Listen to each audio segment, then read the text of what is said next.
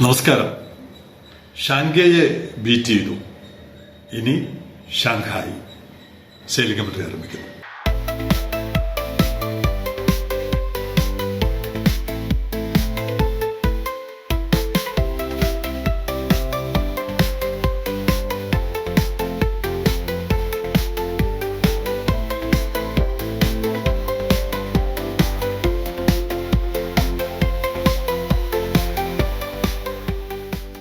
ഇന്നത്തെ റിപ്പോർട്ട് അവതരിപ്പിക്കാനും എന്നെ സഹായിക്കുന്നത് ഒരു കമന്റാണ്. ഇന്നലത്തെ എപ്പിസോഡിന് വന്ന ഒരു കമന്റാണ്. പുഷ്പനാണോ പുഷ്പക്കാണോ എഴുതിയിരിക്കുന്നത്? അന്തം കമ്മിയാണ്. U again and again. നിങ്ങൾ വീണ്ടും വീണ്ടും ഒരു അന്തം കമ്മിയായി പ്രവർത്തിക്കുന്നു. അന്തം കമ്മിയാണോ, ചാണകമാണോ, സംഖ്യയാണോ എന്നൊക്കെ നാട്ടുകാർ തീരുമാനിക്കട്ടെ. എന്തായാലും ഈ അന്തം കമ്മിയാണോ അല്ലയോ എന്ന് പറയുവാൻ ഒരു കഥ, ഒരു സംഭവം നമ്മളെ സഹായിക്കും. വർഷം ഞാൻ പെട്ടെന്ന് ഓർക്കുന്നില്ല, കാര്യം ഡെയിലി റിപ്പോർട്ട് ചെയ്യേണ്ടി വരുന്ന കാരണം ഈ വർഷമൊന്നും കൃത്യമായി റെഫർ ചെയ്യാനുള്ള നേരമൊന്നും കിട്ടുന്നില്ല. സർവശ്രീ നമ്മുടെ അച്യുതാനന്ദൻ, സഖാവ് അച്യുതാനന്ദൻ മുഖ്യമന്ത്രിയായിരുന്ന കാലമെന്നാണ് എന്റെ ഓർമ്മ. എല്ലാ ടെൻഡറുകളും പരാജയപ്പെടുന്നു. തുറമുഖത്തിന് വേണ്ടിയുള്ള എല്ലാ ടെൻഡറുകളും പരാജയപ്പെട്ടിട്ട് ഒടുവിൽ ഒരു ചൈനീസ് കമ്പനി, നമ്മുടെ ഇവിടുത്തെ സൂം ഡെവലപ്പേഴ്സ് എന്ന് പറയുന്ന ഇന്ത്യയിലെ ഒരു കമ്പനിയുമായി ചേർന്ന് ചൈനയിലെ ഒരു കമ്പനി വരുന്നു. അവർക്ക് തുറമുഖത്തിന്റെ ടെൻഡർ അവാർഡ് ചെയ്യാൻ തീരുമാനിച്ചു. അങ്ങനെ ആ നിർദ്ദേശവുമായിട്ട് അപ്പോൾ തന്നെ കേന്ദ്രത്തിൽ നിന്ന് എന്തൊക്കെയോ പ്രശ്നങ്ങളുണ്ടായി, ചൈനീസ് കമ്പനികൾ എന്നൊക്കെയുള്ള ആരോപണങ്ങളുണ്ടായി. അങ്ങനെ അന്തം കമ്മിയാണ് പറയുന്നത് ചൈനീസ് കമ്പനികളെ കുറിച്ച്. അങ്ങനെ ഇവിടുന്ന് ഒരു ഡെലിഗേഷൻ, ഡോക്ടർ മൻമോഹൻ സിംഗ് പ്രധാനമന്ത്രിയായിരുന്ന സമയത്ത് ഇവിടുന്ന് ഒരു ഡെലിഗേഷൻ ഡൽഹിക്ക് പോയി. എന്തിനാണ്? ചൈനീസ് കമ്പനികൾക്ക് അനുമതി കൊടുക്കണം എന്ന് പറയാൻ വേണ്ടിയാണ്. അവിടെ ചെന്നപ്പോൾ എനിക്ക് തോന്നുന്നു അന്നത്തെ അദ്ദേഹത്തിന്റെ പ്രധാനപ്പെട്ട ഒരാൾ ശ്രീ ടി.കെ. നായർ ആണെന്ന് തോന്നുന്നു. അദ്ദേഹം നമ്മുടെ കേരളത്തിൽ നിന്ന് പോയ ഡെലിഗേഷനെ പ്രത്യേക ഒരു മുറിയിൽ കൊണ്ടിരുത്തി ചൈനീസ് കമ്പനികൾക്ക് കൊടുത്താൽ ഉണ്ടാകാവുന്ന അപകടങ്ങൾ, രാജ്യസുരക്ഷ തുടങ്ങിയ നിരവധി കാര്യങ്ങൾ പഠിപ്പിച്ചു കൊടുത്തു. ഒരു മലയാളി ആയതുകൊണ്ട് ഇവരുമായിട്ട് പെട്ടെന്ന് മലയാളത്തിൽ കമ്മ്യൂണിക്കേറ്റ് ചെയ്യാനും ഒക്കെ എളുപ്പമായിരിക്കും. അങ്ങനെ പോയവർ 90% ചൈനയ്ക്ക് കൊടുക്കുന്നത് തെറ്റാണ് എന്നുള്ള തൃപ്തിയുമായി തിരിച്ചു. ഇവിടെ വന്നിട്ടും അവർ ചില കോലാഹലങ്ങളൊക്കെ ഉണ്ടാക്കി. ചൈനയ്ക്ക് കൊടുക്കാതിരിക്കുന്നത് തെറ്റാണ്, അങ്ങനെയാണ് ഇങ്ങനെയാണെന്നൊക്കെ പറയുന്നുണ്ടായിരുന്നു. ആ സമയത്ത് ചില മാധ്യമങ്ങൾ എന്നെ വിളിച്ചു. ചൈനയ്ക്ക് അവാർഡ് ചെയ്യുന്നുണ്ടല്ലോ, എന്താണ് നിങ്ങളുടെ അഭിപ്രായം എന്ന് ചോദിച്ചു. ഞാൻ പറഞ്ഞു ചൈനയ്ക്ക് കൊടുക്കരുത്. എന്താണ് അന്തം കമ്മി പറഞ്ഞത്? എന്താണ്? ചൈനയ്ക്ക് കൊടുക്കരുത്. അപ്പൊ ആ മാധ്യമ സുഹൃത്തുക്കൾ എന്നോട് ചോദിച്ചു, എന്താണ് നിങ്ങൾ ഈ തുറമുഖം എങ്ങനെയെങ്കിലും യാഥാർത്ഥ്യമാക്കണം എന്ന് പറയുന്നയാളല്ലേ, പിന്നെന്തുകൊണ്ടാണ് ഇപ്പോൾ ഒരു കമ്പനി വന്നു, പല കമ്പനികളും വരാതിരുന്നിട്ട് ഒരു കമ്പനി വന്നു, ചൈനീസ് പാർട്ട്നേഴ്സ് ആണ്, എന്തുകൊണ്ട് കൊടുക്കുന്നില്ല? ഞാൻ പറഞ്ഞത് ചൈന വരുന്നത് നമ്മളെ വളർത്താനല്ല, നമ്മളെ തളർത്താനാണ് എന്ന് അന്ന് പറഞ്ഞത് ഇന്നും എനിക്ക് ഓർമ്മ വരുന്നു. ഞാൻ ആ കഥയിലോട്ട് വരാം.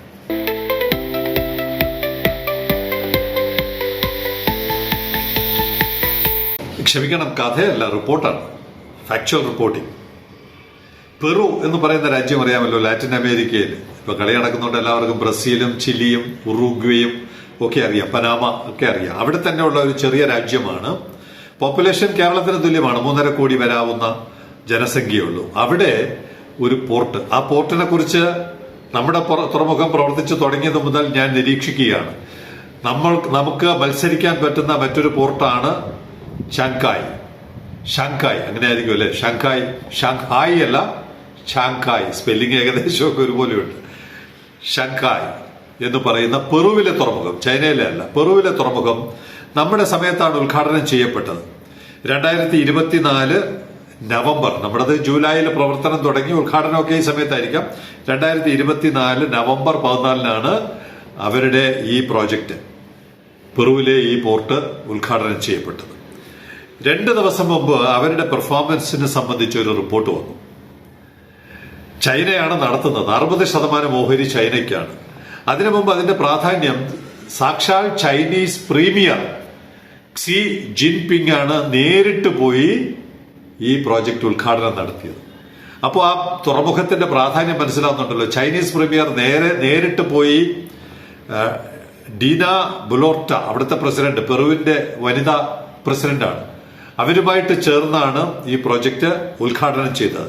ക്സി ജിൻപിങ് ഹാസ് സെഡ്, അത് രണ്ടാമത് വരാം, അദ്ദേഹം പറഞ്ഞ കാര്യം രണ്ടാമത് വരാം. എന്തായാലും ഇപ്പോഴത്തെ അവസ്ഥ, ദ പോർട്ട് ഓഫ് ഷാങ്ഹായ് എന്താണ്, the port of Shanghai operated by COSCO Shipping Ports has handled over 5,02,646 TEU എന്നുവരെ up to May 26. Since the start of operations up to May 2026. ഏകദേശം 18 മാസം നമുക്ക് തുല്യമായ ഒരു പോർട്ട് അവിടെ പ്രവർത്തിപ്പിച്ചിട്ട് അവർക്ക് ഹാൻഡിൽ ചെയ്യാൻ പറ്റിയത് 5,02,646 കണ്ടെയ്നറുകളാണ്. അതേ സമയത്ത് അവരുടെ 18 മാസത്തിൽ അവർ 5 ലക്ഷം ഹാൻഡിൽ ചെയ്ത സമയത്ത് അതേ പീരീഡിലുള്ള നമ്മുടെ 18 മാസത്തിൽ നമ്മൾ 15 ലക്ഷം ഹാൻഡിൽ ചെയ്തു. കൃത്യം 18 മാസത്തെ എടുക്കുന്നുള്ളൂ, 20 മാസത്തെയോ 24 മാസത്തെയോ ഒന്നുമല്ല. അവരുടെ 18 മാസത്തിന് തുല്യമായി നമ്മുടെ പോർട്ട് എങ്ങനെ പെർഫോം ചെയ്തു എന്നറിയണമെങ്കിൽ 18 മാസം നമ്മൾ 15 ലക്ഷം കൈകാര്യം ചെയ്തു. ചൈന 60% പങ്കാളിത്തമുള്ള ഒരു പോർട്ടിൽ നടത്തിയതിന്റെ 3 ഇരട്ടി പെർഫോമൻസ് നമുക്കിവിടെ നടത്താൻ പറ്റും. 3 ഇരട്ടിയാണോ? 5 ലക്ഷത്തിൽ നിന്ന് 15 ലക്ഷം. എനിക്ക് കണക്ക് പലപ്പോഴും കൃത്യമായി അറിയില്ല പറയാൻ. 15 ലക്ഷം, 5, 10, 15, അപ്പൊ 3 ഇരട്ടി എന്ന് തന്നെ പറയണം. അപ്പൊ അങ്ങനെ ഒരു വളർച്ച എന്തുകൊണ്ടുണ്ടായി?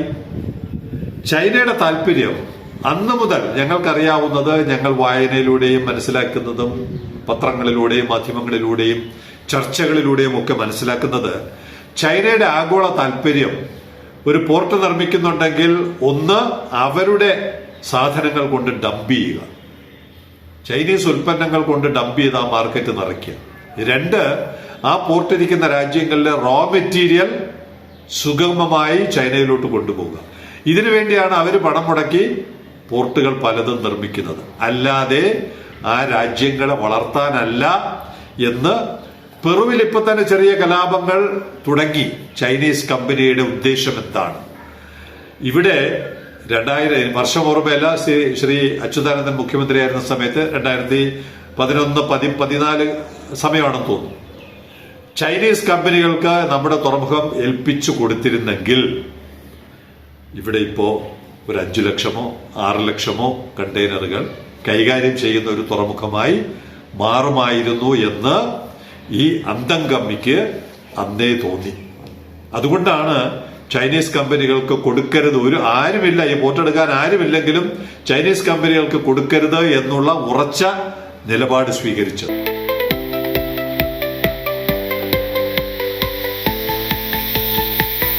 ഇന്നലെ ഈ അന്തംകമ്മി പറഞ്ഞ അബദ്ധത്തിന് ഒരു ചാർട്ടേഡ് അക്കൗണ്ടന്റ് കൂടിയായ ശ്രീ സക്കറിയ കുര്യൻ അദ്ദേഹം ഒരു കുറിപ്പിട്ടിട്ടുണ്ട്. വിസിൽ ഷെയർ വിറ്റ് വിഴിഞ്ഞം തുറമുഖം തുടങ്ങിയിരുന്നെങ്കിൽ കേരള സർക്കാരിന് ഇപ്പോൾ മുടക്കിയ 5500 കോടി രൂപ ഷെയർ വാങ്ങി ലാഭവിഹിതവും ഷെയർ വാല്യൂ വർധനവും നേടാനാകുമായിരുന്നു. ഒരു ചാർട്ടേഡ് അക്കൗണ്ടന്റാണ് പറയുന്നതെന്ന് ഓർക്കണം. അനേകം NRIs, നാട്ടുകാർ എന്നിവർക്കും ഈ ലാഭവിഹിതം ലഭിക്കുമായിരുന്നു. തുറമുഖ നടത്തിപ്പ് മാത്രം അദാനി കമ്പനിയെ ഏൽപ്പിച്ചാൽ മതിയായിരുന്നു. അദാനിക്ക് തന്നെ കൊടുക്കണമെന്നാണ് അദ്ദേഹം പറയുന്നത്. അദാനിയെ ഓപ്പറേറ്റ് ചെയ്യാൻ ഏൽപ്പിക്കണം, പകരം വിസിൽ വഴി ഷെയർ നാട്ടുകാർക്ക് കൊടുക്കണമായിരുന്നു. ഇത് ഞാൻ മാത്രമല്ല പറയുന്നതെന്ന് ഇപ്പോ അന്തംകമ്മി എന്ന് ആരോപിക്കുന്നവർക്ക് മനസ്സിലാവുന്നുണ്ടല്ലോ.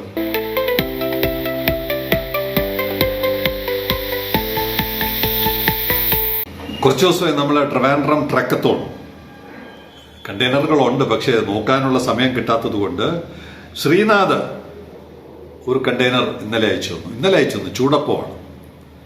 നോക്കുമ്പോൾ മാർച്ച് മാസത്തിൽ പുറപ്പെട്ട കണ്ടെയ്നറാണ്. മാർച്ച് മാസത്തിൽ 10/3/26 ആദ്യമായിട്ടാണ് അയർലൻഡ്, UK അടുത്തുള്ള അയർലൻഡിൽ നിന്ന് 10/3/26 പുറപ്പെട്ടു. Ireland, Rotterdam, Colombo, Thoothukudi. എത്ര ദിവസം എടുത്തിരിക്കും?